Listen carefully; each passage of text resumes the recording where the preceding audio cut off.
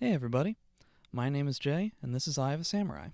So today we're going to be looking at a few matches I've had with an online Ivy streamer named Twixxie, who I believe has gone to a certain amount of tournaments. I'm not sure about that. We had played once before when I was using Grow. This time I'm going to use Geralt, a matchup that I wanted to give a try because I hadn't really tried Geralt versus Ivy since the latest patch came out, and I was really happy with what it seems to be like nowadays. Before, I would have said that this is 100% never a matchup that I would even try in tournament. The last time I played against Ivy in tournament, I went with Sung Mina because I picked up Mina specifically to fight against the Ivy matchup. But now with Geralt's incredible buffs, I think that this matchup is significantly easier. The way that I used to always describe it is that Geralt is really good against characters that have to come to him so that he can play a defensive game and use his long range and better buttons to beat them out. But if he has to try and play against characters like Ivy, Mina, as well, these kinds of characters have long range and kind of nullify his strong mid-range game, and then once Geralt is in, it's not really like all that impressive. But that's not really the case anymore. 1A buffs, 3A buffs, 6AB buffs. Not only does this allow for him to have like a wider range of control once he's in your face, you can't necessarily, like, it used to be just like, okay, well, Geralt's in my face, so I'll get hit by 1B like once or twice and then I'll be out of range, or I'll just block a 6BB Brave Edge and then I'm kind of out of there.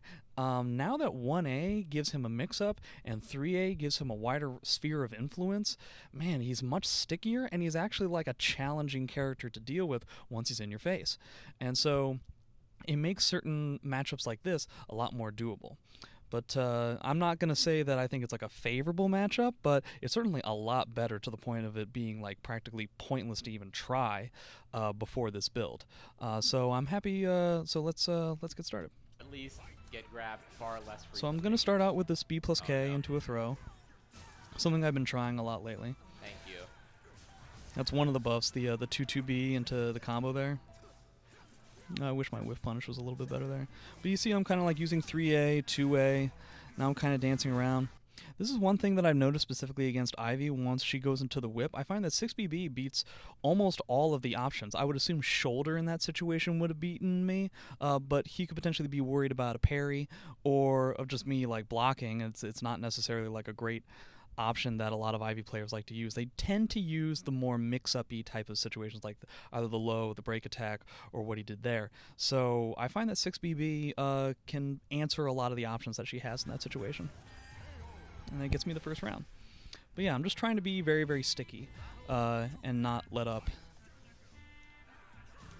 I like to test out my opponent's understanding of how Gwen works as soon as I can. I think I told a bit of a fib the last video that I had where I said that Gwen will just eat up one hit. That's the level of armor that he has. But if you just do regular Gwen, it'll, aside from break attacks and stuff, it'll soak up as many hits as you need in order to get in. It's just that I had always used either the break attack or the horizontal, where the armor tends to dissipate a lot quicker. But, you know, I like to see if he's actually going to be stepping. And also, unfortunately, like, he was 100% ready for it, but there's a lot of times where my opponent will either block it, and it's not that bad on block, or they just won't be ready necessarily with a strong punish. But it seems like he was pretty ready for it. So I decided to go with a bet of an RE, which worked out as much as it could, other than the fact that I got hit. Hey guys, let me know. I believe I read at one point that that you can actually roll those vertical that vertical string at the end there. It's just that I keep rolling the wrong way. Am I wrong about that? I really hope that I am, because it would be great if I didn't just let my opponent have that as a guaranteed setup and or damage while I'm on the ground. I believe I'm supposed to I just keep rolling the wrong way and keep getting hit by it. That's bad news. There I'm not respecting his meaty setup. I was trying to use Gwen like the first time around. There was a little bit surprised that after the 4K he pressed buttons. Oh, and here I end up getting the parry, God. which gives me a ring out. You might be able to Very hear that, clever. yeah, he was a little bit frustrated by that kind of thing. But this just goes back to like what I was saying before, you know, back when the parry was only worth a quarter of a bar. The parry just changes everything when it comes to creating pressure against Geralt. They have to be 100% honest, and they can't get into a rhythm.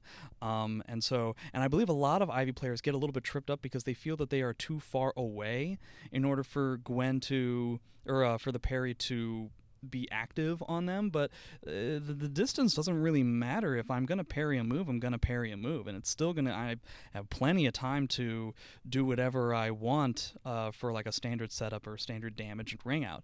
So I'm not sure if like Ivy players just get tripped up by that a lot, but it really seems like they will try to set up a situation where they can get like the 2A plus G, like the grab from like a really far away, and I guess they think that that's not vulnerable to the parry, but they're very much mistaken. It's just the same as before. So I'm noticing the reason why I go with 4A there is because I find in a lot of situations, if this particular opponent wants to escape a certain situation, it'll either be a GI, which is why I did the A plus B after the 6-6AA, or he'll go for a sidestep. So normally I don't go for something as heavy as 4A, as committal as 4A, and when somebody's really close, but I also don't really want to do 3A because I want to like try to hit him hard, and I don't want to do 6AB because I've also noticed that Ivy players and this Ivy in general like to use like duck into wall rising B to kind of get out of situations. I do the same kind of thing with Siegfried because they like to do wall rising B as well. There I'm just again trying to keep him from doing GIs, and I get lucky with a back turn B plus K. Geralt's back turn B plus K is crazy good. So here I do 4KKA to potentially do a ring out and stuff, but now that I think about it, I was lucky with the Gwen there. Now that I think about it, that was probably a bad setup to try, if only because of the ring positioning that he was in, and also especially the life that he was at. It would be much better to try and do either a 1A, which was what I was feinting. I would have figured that he was going to try to do a wall rising B, or try to block the low with 1A, so I wanted to get like a mid to like catch him.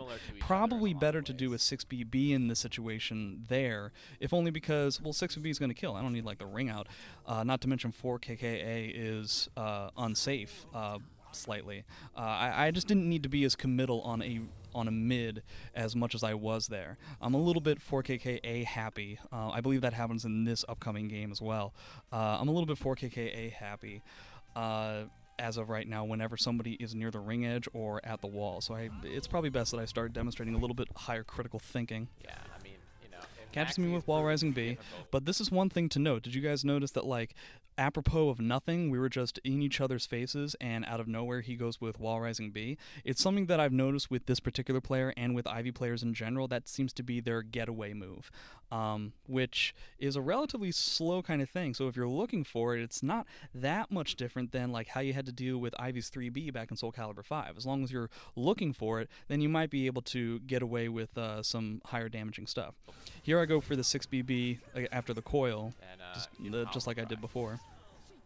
So you see me using B plus K here again. I got kind of lucky, but with the fact that I was able to block, like, it was just like odd spacing with the 6AA, or the 6A. And this is something that I've been doing a lot in certain matchups, is using B plus K. I actually think that it might be, now I might be 100% wrong on this, because I'm just testing it out. You'll look like an idiot if you're wrong about it, but anybody who knows me knows that I don't necessarily get worried about looking like an idiot. This B plus K I think might be pretty underrated. It covers a lot of range. The move is vertical, but it's safe on block. It does a decent amount of damage and a knockdown if you're right. And most importantly, it has a pretty solid tech crouch window. I find that there are multiple times where I'll just throw B plus K, even when I'm at disadvantage, a slight disadvantage, and it'll tech crouch like really quickly. And it seems to last for a huge chunk of the time. So I find, again, certain characters in certain matchups that I would have normally classified bad for Geralt, this is actually something that's worthwhile. Ivies like to do either slow verticals or high verticals in a lot of situations, especially at the start of the round, and B plus K will just totally tear that kind of stuff up.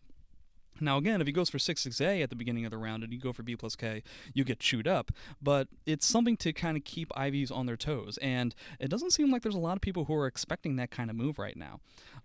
So Ivy is one character that I use this against. Aswells, there's a lot of Aswells that like to, at the start of the round, just try to like get their sword weapon out there, which normally means that they like mash A right at the beginning, right? Well, in certain stages, like this won't work on like the bridge stage where you're a million miles away at the beginning, beginning, but in most stages, if you throw out B plus K, you'll totally shut them down. And that's a lot of damage to take just for, like, activating a weapon. Like, that's, you know... Astaroth likes to use 4A at the beginning of a round. This will tech crouch under it and totally punish them. Sung Mina likes to use 6A a lot. So this isn't even necessarily like a start of the round kind of thing. Any Minas who like to fish with 6A, which is getting less and less popular, but still there's a lot of Minas that will use 6A. You can B plus K under that kind of thing. As well, again, remember how he likes to throw that axe from a long range? B plus K. Well, it's a little bit tough because it's tough to react to that kind of thing, but again, there are a lot of positions where you can use this kind of thing. Nightmare and Siegfried, if they're doing AGA a lot, I'm always a big fan of large tech crouch windows, especially with the fact that, like, the reward is pretty high. You just have to be okay with the fact that you're going to look foolish if you're dead wrong, which often, unfortunately, I am. But I think it's an underrated tool. I'm going to keep trying it and see if the risk-reward ratio levels out in my favor. I'm not entirely convinced either way yet. So here I go for a reversal edge. This is one thing that I noticed this player uses that I'm going to start, like, thinking about later on, where when he activates the reversal edge, he does guard the first time around.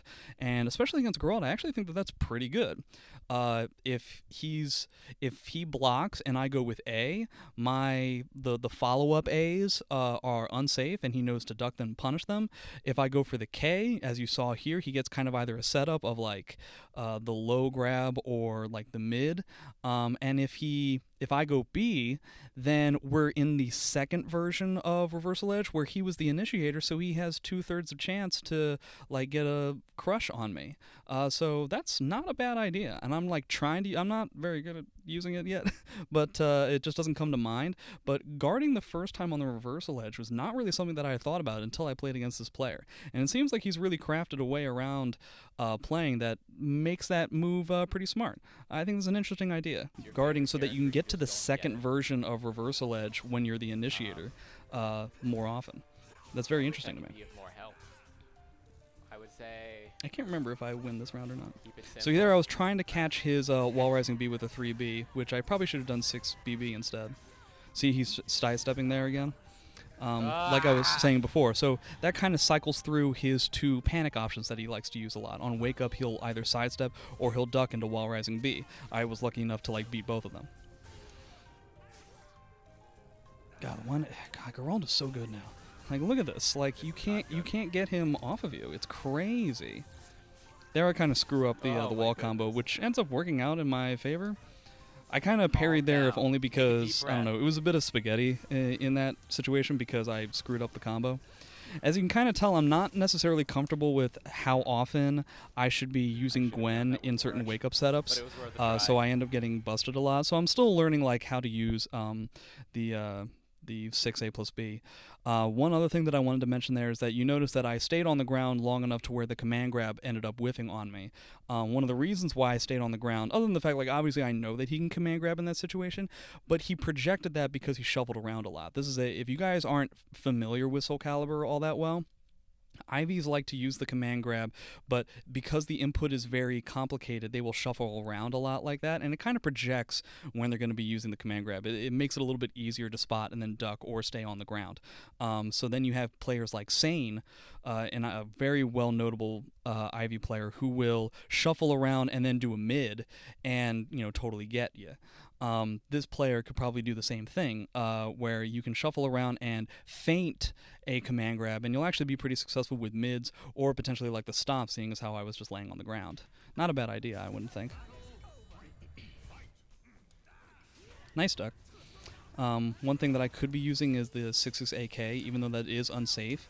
But one thing... Actually, guys, let me know, in this situation, you see how, like, the wall is red? After I got that parry, I feel like there was a solid chance that I could have won the game with a 4-4 KK to bust up the wall into 6-6B plus K and potentially get the ring out there. I'm not 100% sure if the spacing and the timing was correct on that, but it might have been. I'm not entirely sure. But, yeah. I end up just getting, like, the regular combo. As you can kind of tell, I'm just doing like 4-4 KK. Like I'm a little bit nutty with that at the moment, and it is unsafe, but he's not necessarily punishing it, so I decided to like keep going with it. So you see here, I'm doing like, the reason why I did the 3A there is to potentially catch him ducking for the wall rising B. Then he goes for wall rising B again, and I go for a 2A. Everything that I'm trying to do here is to make sure that I don't get reverse rung out. I don't want to necessarily let up pressure because I'm so close to winning, and I'd rather just end the game right here. Might be a bit impatient of me, but I don't want to deal with Ivy reverse ring outs from far away either.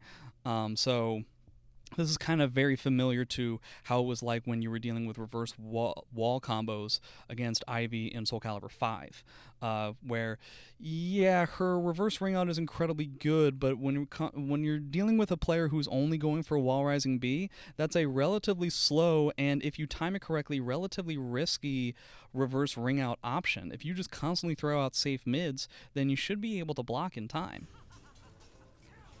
So there I go for 2A again. So he soul charges, and that will, yeah, give me a Gwen opportunity. As far as I know, Ivy players have a tough time dealing with that outside of break attacks and stuff. But yeah, Geralt is... I really feel like Geralt is top 5 in this game at the moment. His incredible, like his solid range, deceptively long range, plus the parry, plus all of his meter usage moves just in general, give him a lot of tools, so much utility. And now, with the fact that 6AB is a natural combo, 3A is much better on block and on hit, and 1A is so much better, like, he's got mix-ups, he's got space control, he's so good right now. I would not necessarily say that this is a favorable matchup for Geralt. Same with Aswell, same with all of like his bad matchups previously. Like, I still think Mina's probably like his worst matchup, I would say, but it's gotten a lot better, and I hope you guys feel the same. Let me know what you think about like B plus K and some like my Gwen or 4-4KA usage, and any tools that you think that I should be using later on. But alright, that's it for this video, and I'll see you guys next time. Thanks very much.